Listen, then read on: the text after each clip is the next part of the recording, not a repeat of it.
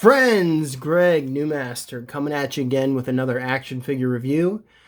Today I have Masters of the Universe Revelation from the Masters Verse Battle Cat, brought to you by Mattel. So this is going to be an action figure review and a review on my thoughts of the first 5 episodes of Masters of the Universe Revelation. I want to start off in saying that positives, the series, the animation is slick. It is beautiful. It is so well done. Just love it. It just looks so good. Just the way the characters were drawn, all the different uses of the characters. Roboto, man, he was so cool. There's just a lot of really good things about the show so far. The action, that first episode, absolutely solid, except for the very end. Just a great first episode. The voice cast is amazing. However, I do feel like I'm watching Game of Thrones when I'm watching it, because Lena Headey plays Evil Lynn. And the guy who played Sir Davos is Man-at-Arms, but his name is slipping my memory at the moment. And my only critique about the voice cast actually is Mark Hamill, who I love, and I think he is phenomenal. But he sounds like the Joker. It's like, dude, come on, man. You're such a talented guy. Like, don't default every time you play a bad guy to sounding like the Joker. I mean, he should have done what the original voice actor did and just did a really high pitched Skeletor. I think I could do a better Skeletor than Mark Hamill. But he's awesome anyhow. But, that's the pluses. Unfortunately, the minuses outweigh the positives, in my opinion. We were deceived, it turned out. Everything that the reviews going up to the show said were true in terms of Teela being the main character and He-Man being sidelined. Spoilers if you haven't watched the show from this moment on. So they literally take, besides the first episode, they take He-Man out of the series. And they kill him not once, but they kill He-Man twice, and they make it like a girl power story about Teela, which makes absolutely no sense. Now, there's nothing against Teela. Teela is a great character, but if they were gonna do that, like, they should have just made a She-Ra show. It's so rude and disrespectful to tell fans of He-Man who grew up with this, little boys who grew up as little kids, that this is going to be a sequel to the 80s show, and it's going to be about He-Man, and they take it, it's as if Hollywood hates men. It's as if Hollywood hates He-Man, and they had to, like, take him out of his own series, which makes no sense at all. Yes, was it cool that they developed the other characters? Absolutely. Of course you want to know their backstory, and yes, Teela has a huge backstory. It was expanded on in the mini comics. It's alluded that she is the sorceress's daughter, and then in the show it seemed like Man-at-Arms was her biological father, and he had a thing with the sorceress. That could be really cool, and that's great. But to not have He-Man be like a main part of his show is just messed up and crazy for me. So I'm hoping the last 5 episodes, instead of making Teela the new He-Man, they bring Adam back and make him He-Man. Like, make him the superhero that he is, that all of us kids grew up loving and watching, It's so bizarre to me, just so bizarre, and it's such a missed opportunity. And for those of you who are Star Wars fans, I'm a massive Star Wars fan, and they did the same thing to everybody in the new sequel trilogy with The Last Jedi. They did it to Luke Skywalker. They just, like, poo-pooed all over him and just made him terrible. And that's not the Luke that any of us grew up with. Like, Luke is the bastion of hope and heroism, and and just awesomeness. And they made him this curmudgeonly old geezer who just hates life. And that's not Luke Skywalker.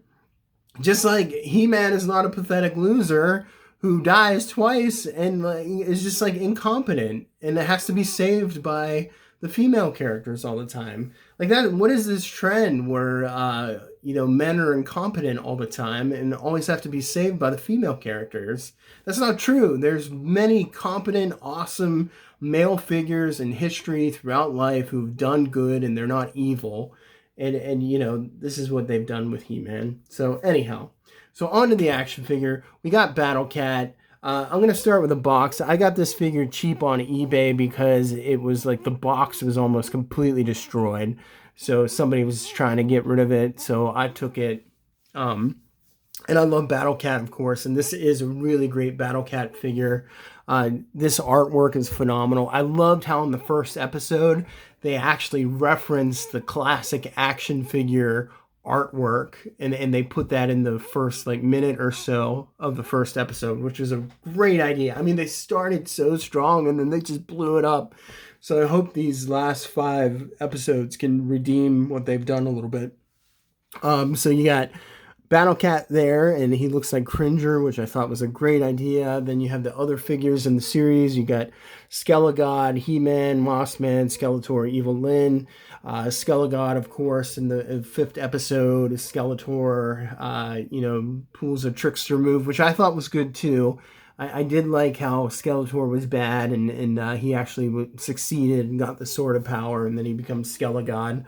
That also references the movie where Franklin jealous Skeletor, he gets the Sword of Power and becomes God Skeletor in that as well, which was great. So great artwork. There it is from that side, if you guys can see that. It's a huge box. And this is how just jacked up the box was that I got. Unfortunately, this great artwork on the side, it was just so destroyed that I had to tape it back together. So that's the box if you care about that. So let's take a look at my man Battle Cat, who looks really, really good. This is the biggest Battle Cat we've ever had. So here is Origins Battle Cat, so you guys can get a sense of how, look at how much bigger Revelation Battle Cat is than Origins. Just way more massive. At least 3 to 4 inches longer. And here he is with the best Battle Cat that they've ever made, and that's the Classics Battle Cat, and just such a beautiful figure. So he's just a little bit bigger than Classics Battle Cat, but yeah, so we'll get a good look at him. Right off the bat, I don't like how loose the helmet is on it. It pops off pretty easily. So you got to be careful with that if you're posing him, but we'll pop that off, and just so you guys can get a good look at it. Also, too, I don't like how they kind of flatten the design a little bit of the helmet. So let me show you here. So here is the traditional Classics version, and they kind of made it just very flat looking and sharp, where it was more rounded and sculpted. And I didn't like, and this is a lot more elongated looking compared to the Classics version. So I just didn't like that style. It makes it look more animated. But that's what the helmet looks like. And that's what it looks like on the inside, so you guys can see that. And here, I did love this choice, though, and they gave him Cringer's face instead of the angry. So that's Battle Cat's face without the helmet from the Classics, and here's the Revelation Battle Cat who looks like Cringer, and I thought that was a really good idea. And then you get sort of 2 for 1. And then the mouth opens so he can kind of be angry Battle Cat. But then when you do put the helmet on, it looks nice and fierce, as it should. Also, so the saddle it's a very soft, rubbery plastic, which is different compared to This is the Classics version. This is a very solid, harder plastic.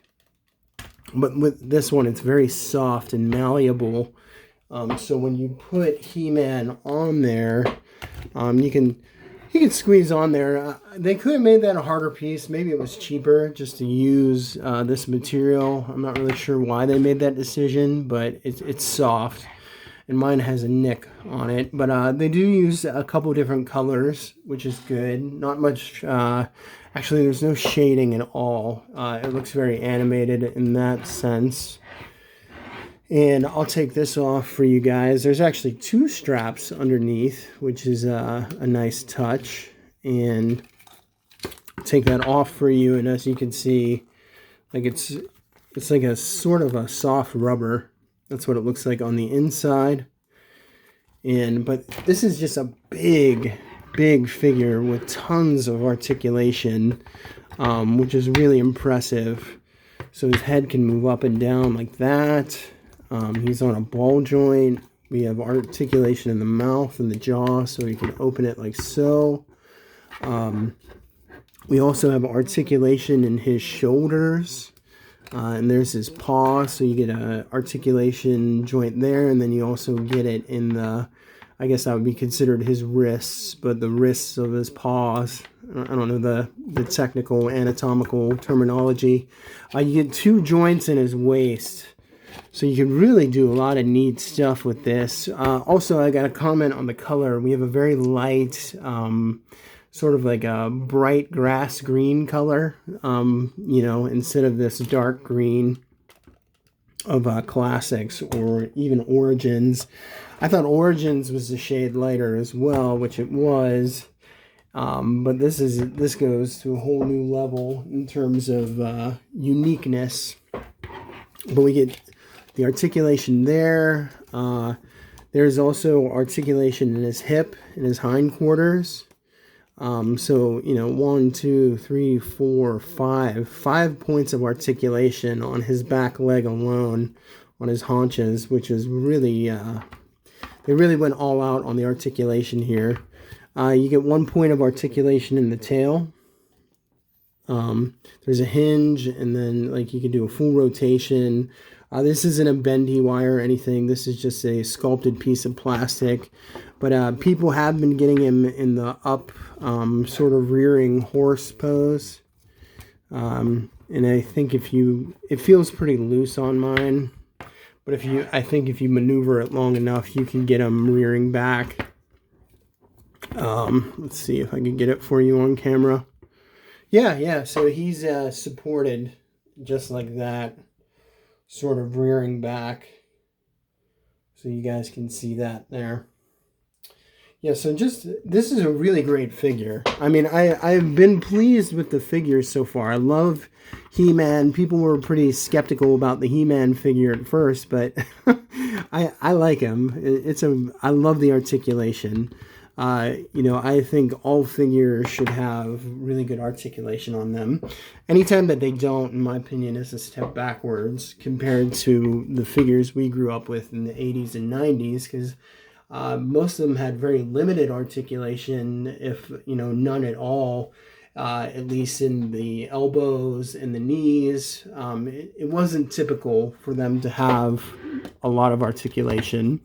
That didn't come until the late 90s, early 2000s, where we got the overly articulated figures with Toy Biz, which was just a little bit too much, where they did like every finger, every toe, like had articulation on it. So, you know, I also think it is character specific. Like, for example, Spider-Man should have tons of articulation on him, where like a bigger figure like the Hulk doesn't need as much just because of how big he is and things like that. But, you know, Cringer, Battle Cat, love it. Fantastic figure. Got this guy really cheap on eBay because the box was just pulverized. So anyhow, guys, if you like the video, please like and subscribe and help me build up my channel. I gotta say, I have mixed feelings about Revelations because it just looks so good. I'm just so annoyed about the story. I really hope they make He-Man the main character of his own show. And some can argue, well, it's not called He-Man and the Masters of the Universe. It's just called Masters of the Universe. Blah, blah, blah. Masters of the Universe is synonymous with He-Man. So anyhow, God bless you all. Pick up this figure because Battle Cats tend to sell out and then become very, very expensive on the aftermarket, especially in Classics line, just because it's such an awesome figure. So peace, guys.